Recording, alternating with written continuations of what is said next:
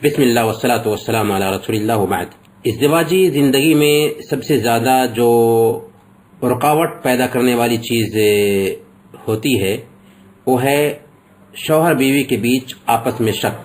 شوہر بیوی کے بیچ اگر آپس میں شک پیدا ہو جائے تو یہ شک ایک انسان کو بہت خطرناک مرحلے تک لے کر جاتا ہے، یہاں تک کہ طلاق کی نوبت بھی آ جاتی ہے۔ آخر یہ شک کیوں پیدا ہوتا ہے؟ اگر ہم شوہر کی طرف سے دیکھیں تو ممکن ہے کہ شوہر کا غلط تعلق کسی لڑکی سے تھا، اب وہ شادی کے بعد بیوی پر بھی شک کرنے لگتا ہے۔ کبھی کبھار نفسیاتی بیماری ہوتی ہے کچھ لوگوں کے لیے، جس کی وجہ سے اس کے اندر شک پیدا ہوتا ہے۔ شوہر بیوی کے بیچ معاملوں کو چھپا کر رکھنا اور ایسے کام کرنا جس سے شک پیدا ہو، یہ بھی ایک اہم سبب بنتا ہے شک پیدا کرنے میں۔ دین کی کمزوری بھی ہوتی ہے، اور جب کسی سے بات کر رہے ہوں تو اس کے اندر بھی آہستہ سے بات کرنا یا سب کے سامنے سے ہٹ جانا، غیر مناسب وقت میں فون استعمال کرنا، ایک ساتھ اگر ہم نکل رہے ہوں تو الگ ہو کر کے بات کرنے لگ جانا، لائف پارٹنر سے دوسروں کا مقابلہ کرنا، یہ کچھ چیزیں ہوتی ہیں جو شک پیدا کرنے میں مین کردار ادا کرتی ہیں۔ اس سلسلے میں ایک نیک بیوی شوہر کو شک کرنے کا موقع نہیں دیتی، کیونکہ نیک بیوی کی پہچان بتائی گئی ہے، فالصالحات قانتات حافظات للغیب بما حفظ اللہ۔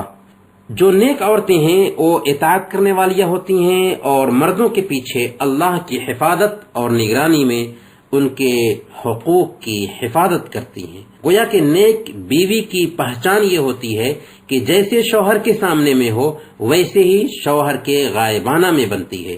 اسی طرح سے شوہر بیوی دونوں کو شک سے دور رہنے کی تعلیم دیتا ہے اسلام۔ چنانچہ قرآن نے کہا، یا ایھا الذین آمنوا اجتنبوا کثیرا من الظن ان بعض الظن اثم، کہ اے ایمان والو زیادہ بدگمانی سے بچو، کیونکہ بعض بدگمانیاں گناہ ہوتی ہیں۔ اسی لیے سنن ابی داؤد کی روایت کے مطابق اللہ کے نبی صلی اللہ علیہ وسلم نے بیان فرمایا، من قال فی مؤمن ما لیس فیہ اسکنہ اللہ ردغۃ الخبال حتی یخرج مما قال ولیس بخارج۔ جس نے مومن کے بارے میں ایسی بات کہی جو اس کے اندر نہیں پائی جاتی ہے تو اللہ تعالیٰ اسے جہنمیوں کے پیپ میں ٹھہرائے گا، یہاں تک کہ وہ بات خارج کر دے جو کچھ اس نے کہا ہے، حالانکہ وہ اپنی زبان سے اسے نہیں نکال پائے گا۔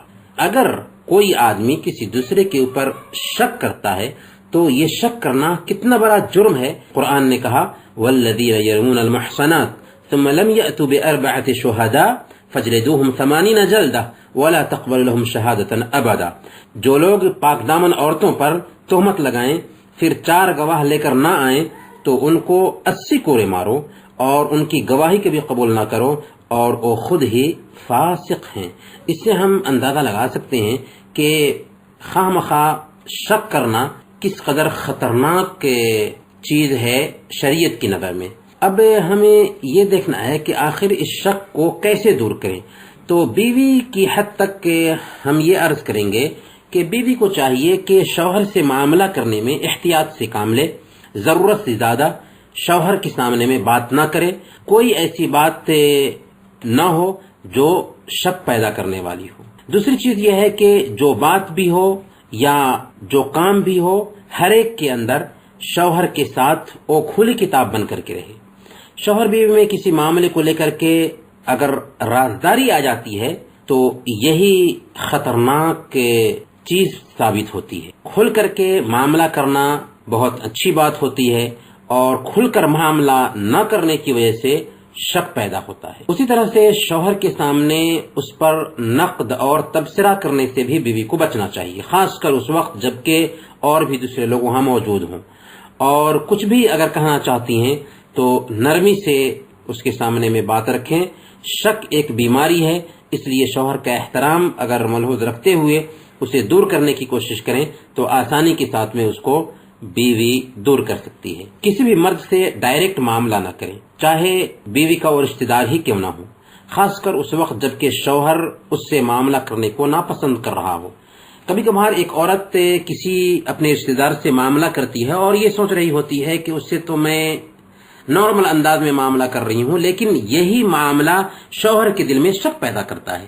اس لیے بیوی کو اپنے اعتبار سے نہیں سوچنا ہے بلکہ شوہر کی طبیعت کے اعتبار سے سوچنا ہے، اور شوہر کی طبیعت اس کے رجحان کو دیکھتے ہوئے معاملہ کرنا چاہیے۔ شوہر بیوی دونوں ایک دوسرے پر اعتماد بحال کرنے کی کوشش کریں، کھل کر کے بول دیں کہ ہمیں آپ کے علاوہ کسی اور کی چاہت نہیں، آپ کے علاوہ کسی اور کی طرف میری نگاہ نہیں اٹھ سکتی۔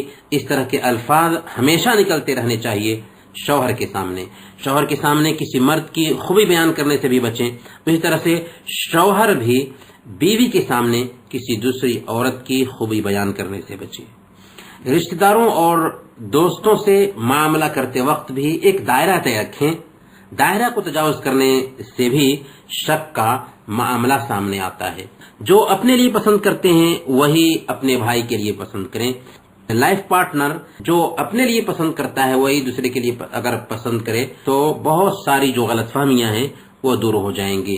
لا یؤمن احدکم حتی یحب لاخیہ ما یحب لنفسہ، تم میں سے ایک آدمی اس وقت تک مومن نہیں ہو سکتا جب تک کہ اپنے لیے جو پسند کرتا ہے وہی اپنے بھائی کے لیے پسند نہ کرے۔ اللہ نے بندوں کے تئیں اچھا خیال رکھنے کا ہمیں حکم دیا ہے، اس لیے اچھا خیال رکھیں اور شک کو نظر انداز کریں۔ اگر ان تعلیمات کو اپنی ازدواجی زندگی میں برتیں تو شک کی بیماری بہت حد تک دور ہو جائے گی۔ اللہ تعالی ہم سب کو خوشگوار ازدواجی زندگی گزارنے کی توفیق عطا فرمائے۔